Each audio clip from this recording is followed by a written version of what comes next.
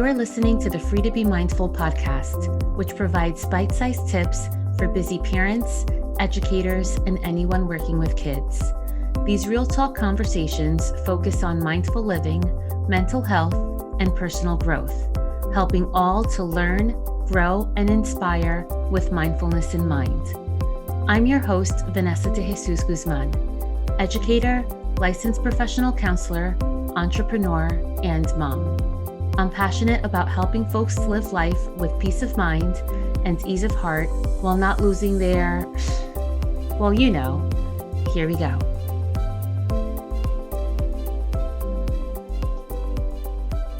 Hello and welcome back to the Free to Be Mindful podcast. I hope that you're feeling good, looking good, and doing better in this world than you were yesterday. So if you're listening to this on real time, we are a couple of days after the tragedy that took place in Texas.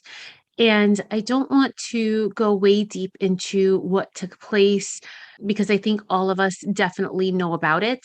And I know I myself, even when scrolling through social media, when I am trying to just take a break and when I see pictures and when I see, different opinions, it depletes me. And it definitely takes me out of any state of relaxation. And I am back at kind of level zero of energy and of feel good vibes because it's sad.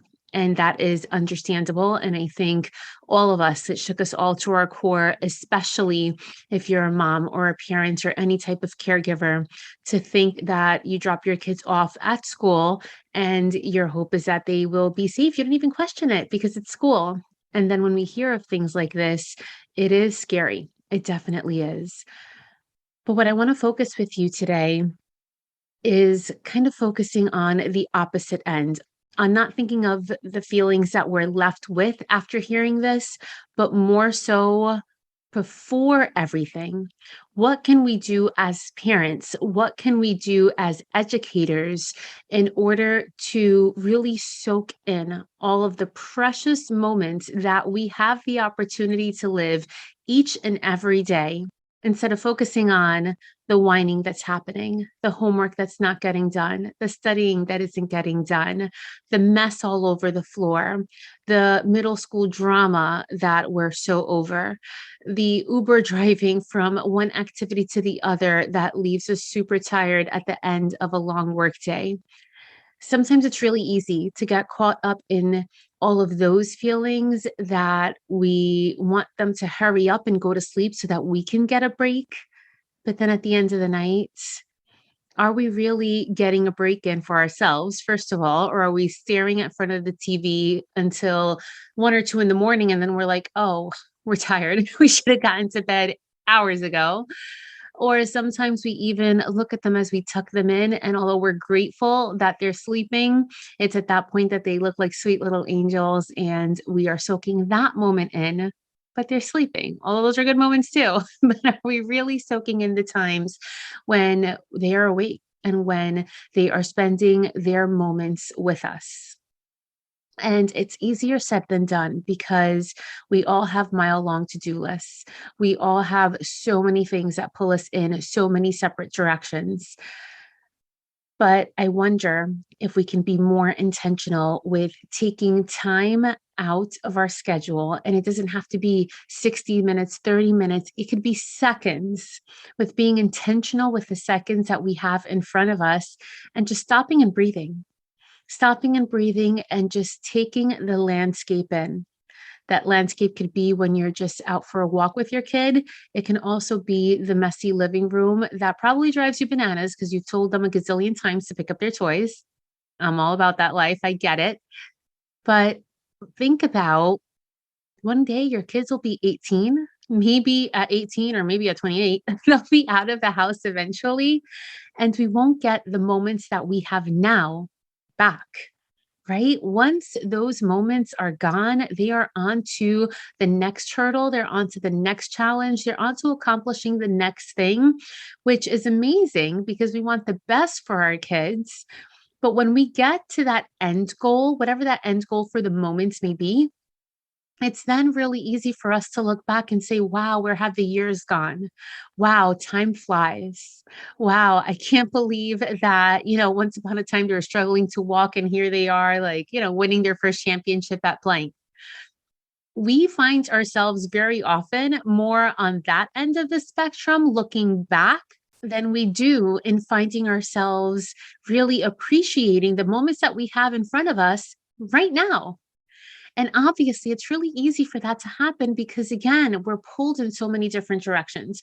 We have so many things to do for our jobs, for all of the members of our family, perhaps not only for our littles, but maybe for aging parents. Maybe we're the support in our families in different ways. And then we also want to take care of ourselves and we have personal goals that we want to accomplish. And in between all of that, we want to rest. We want to carve out time for resting, which I know sometimes is easier said than done, but it is so absolutely necessary so that you can be your best self, not only for those who you love, but also for yourself. So instead of finding ourselves looking back in hindsight, wishing that we would have taken in more of an opportunity to enjoy the moments as they were happening, we want to find ourselves, create the space, be more intentional of taking in what is happening right now. Even when the kids are whining, even when the kids are yelling, even when you're in a fight with your spouse, even when your boss is driving you crazy, even though you feel like you don't look your best and often find yourself behind the camera instead of taking pictures with your kids. It is in those moments that life is actually happening. And bringing it back to the initial points, when we hear of tragedies such as that took place in Texas, and it is in those points where we then think, oh my goodness, what are those parents even feeling? Or I don't even want to think about or feel what those parents are feeling because it hurts too much. It sure does. Obviously, we don't want to find ourselves in the exact same positions where those parents in Texas are right now. Nobody wants that. But we also don't want to wait until things are too late. We don't want to wait until they're out of the house to say, I love you. We don't want to wait until the moments have passed because then it is too late because you'll never get this moment back. It's really easy in the morning, for example, to rush them off to school and say, go, go, go, you're going to be late and have that rushing mentality. But how about if we just took a moment to breathe, to really look at them, smile, and give them a hug, like as if we would never see them again? And obviously, yes, we want to see our kids at 3 o'clock or at the end of the workday. But if we treated life a little bit more as if these moments were the last we'd ever get, imagine how differently we would live. We would live with much more intentionality. We would live with so much more patience, so much more peace, so much more love, not only to our kids, not only to those we love, but even to strangers. So often you're like, oh, hurry up. Why don't you have your money ready? I got to go. I have things to do. But we don't know the baggage that another person is carrying, just as people don't know the baggage that we are carrying. And just because we carry it well, or just because nobody notices, doesn't mean it's not heavy. So we want to be intentional with those moments for those we love, for those who we don't even know, and also for ourselves.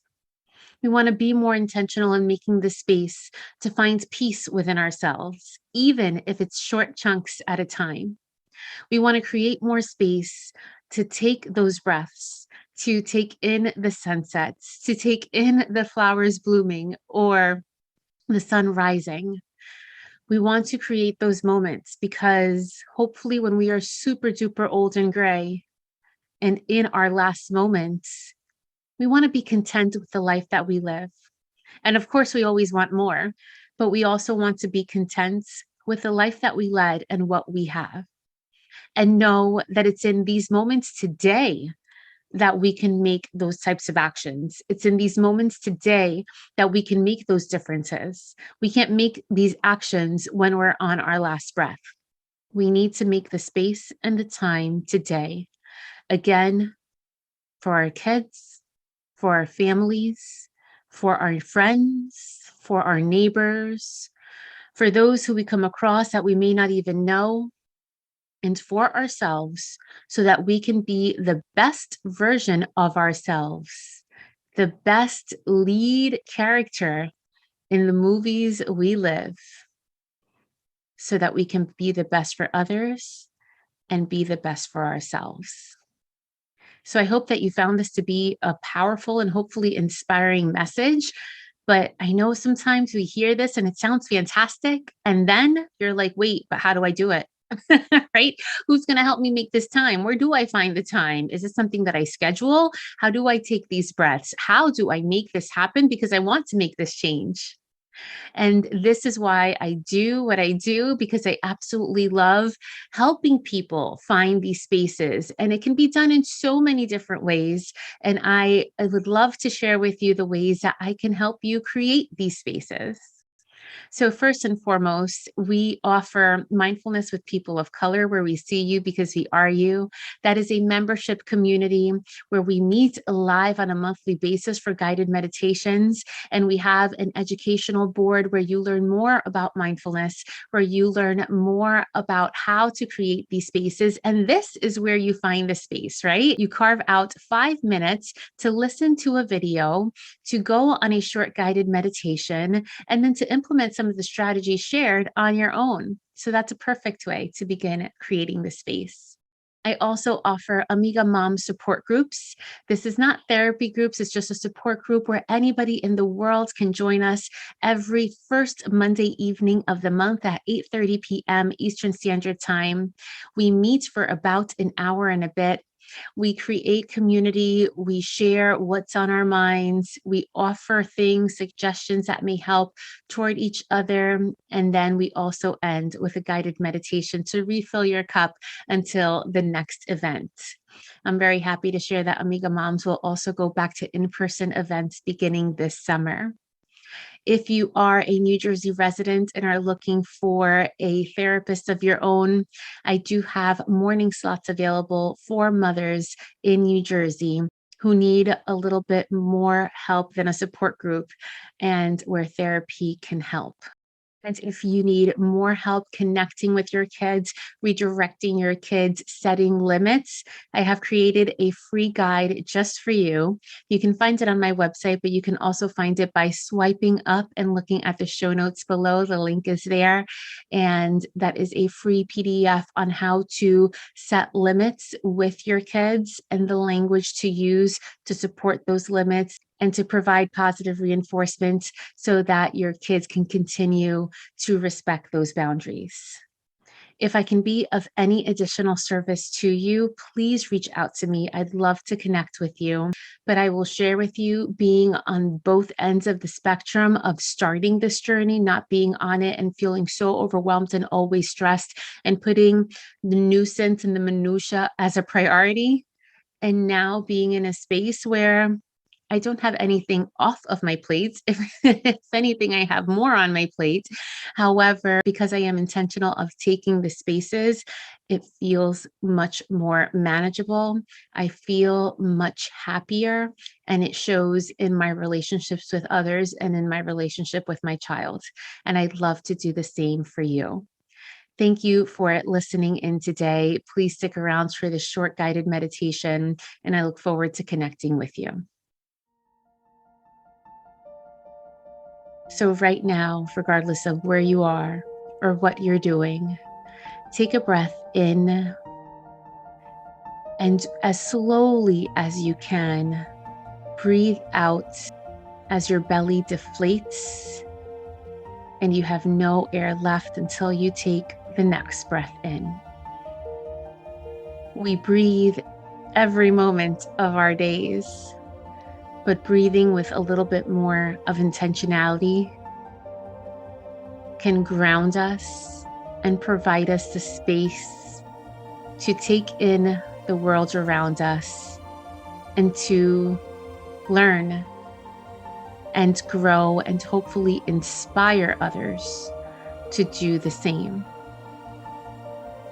I'd like for you right now to just reflect on the message that you heard Think about the spaces that you can create 30 seconds to just stop what you're doing and take in the landscape of wherever it is that you are.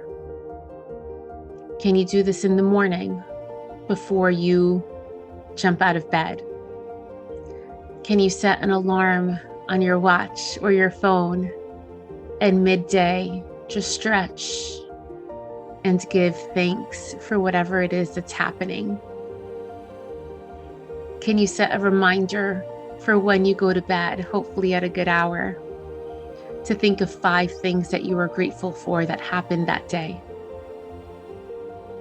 And so that you can set intentions for the next day. Think about an intention that you would like to implement into your schedule and make it happen. A long journey begins with a simple step. And the first step is to think about how you can make it happen. And if you're doing that today, my challenge for you is to actually make it happen tomorrow. And know that if you forget, or if you swipe up on the notification, if you just don't get to it that day, you know that you have many moments thereafter, but the choice is up to you. Again, my friends, breathe in and breathe out until there is no more breath left. And know that you can make this happen. Have a great week.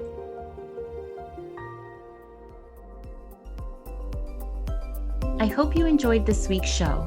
It would mean a ton if you took this moment to review the Free to Be Mindful podcast on the platform you catch your favorite shows.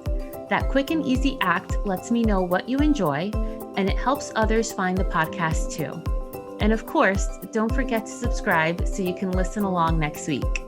In the meantime, I welcome you to catch me on social media at Counselor V de Jesus. And as always, remember, in a world where you are free to be anything that you want to be, you are always free to be mindful. Catch you next week.